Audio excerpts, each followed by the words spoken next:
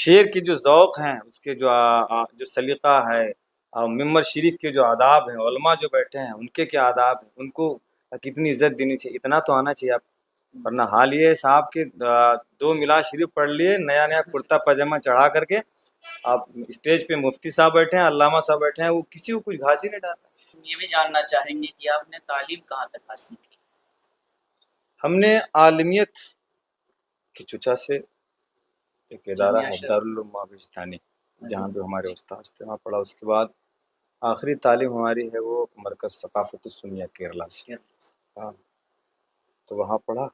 اس کے بعد لوٹ کے آنے کے بعد کچھ عصری علوم سے آشنائی کے لیے کمپیوٹر ہو گیا اور اسپیکنگ کورس ہو گئے، کال سینٹر ٹریننگ بھی کر رکھا ہے ہم نے۔ اس کے بعد پھر یہ اس لائن سے جڑ گیا مدرسے سے، اور پھر رفتہ رفتہ یہ پروگرام کا سلسلہ چل گیا۔ ایک نعت خواں کو کم از کم کتنی تعلیم حاصل کرنی چاہیے؟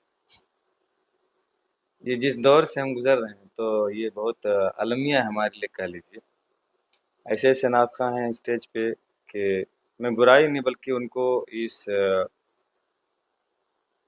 بات کی طرف دھیان دلانے کے لیے کہہ رہا ہوں کہ بھائی اتنی تو تعلیم ہونی چاہیے آپ کے اندر کہ آپ خود یہ سمجھ سکو کہ آپ جو شعر پڑھ رہے ہو اس کا مطلب کیا ہے۔ یعنی اتنا علم تو ہونا چاہیے کہ پڑھنے والا شعر پہلے آپ خود سمجھ لیں، بعد میں دوسرے کو سمجھائیں۔ اور رہی بات کی کتنی تعلیم، اس کی کوئی لمیٹیشن نہیں۔ ہمارا مذہب تو کہتا ہے کہ محض سے لے کر کے لحد تک علم حاصل کیجیے آپ، ماں کی گود سے لے کر قبر تک۔ تو جتنا آدمی پڑھ لے، سیکھنے کی کوئی عمر نہیں ہوتی، سیکھتا جائے۔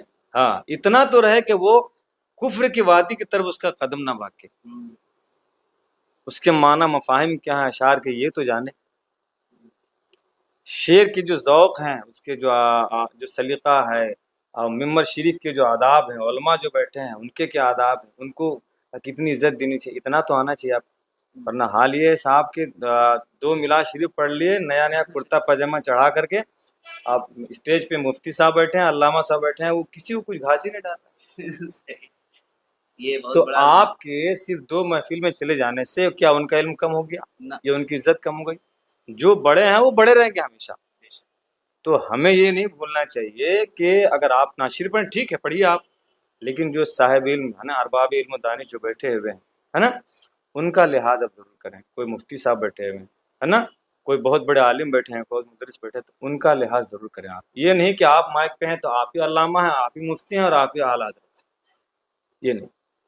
اچھا، آج کل یہ بھی دیکھا جاتا ہے کہ آپ نے کہا تو 4 میلاد شریف پڑھ لیا، اس کے بعد جی بس بلیزر وغیرہ چڑھ جاتا ہے، پھر جبہ وہ اپنے آپ کو بہت بڑے نعت خواں سمجھنے لگتے ہیں۔ اور اس میں جو اہم رول ہوتا ہے میرے خیال سے، جو کچھ علماء بیٹھے رہتے ہیں اس میں، اللہ ماشاء اللہ کچھ لوگوں کی بات ہو رہی ہے، واہ واہی کر دیتے ہیں، جی واہ واہی کر دیتے ہیں، تو اس میں کیا ہے، اور وہ حوصلہ پڑ جاتا ہے اس کا کہ اب تو ہم بہت بڑے نعت خواں ہوں گے۔ تو ان کو بھی چاہیے کہ ایسے لوگوں کو داد و تحسین دیا جائے کہ جو اس لائق ہوں۔